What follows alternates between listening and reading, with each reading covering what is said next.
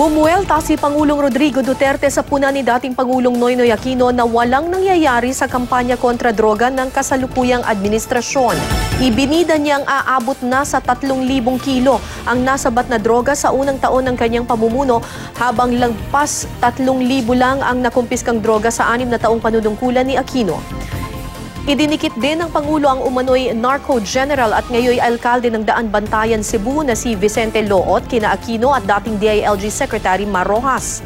Wala pang pahayag sina Aquino at Rojas kaugnay dito. Pinoy, parang walang nangyari. Sige, pumasok ka sa droga, Pinoy, pag hindi kita pinutulan ng ulo. Mga generals mo, yung aid mo, yung aid ni Rojas, puro na sa droga, konektado. Number 1 dyan, yung bata ninyo, si General Luot.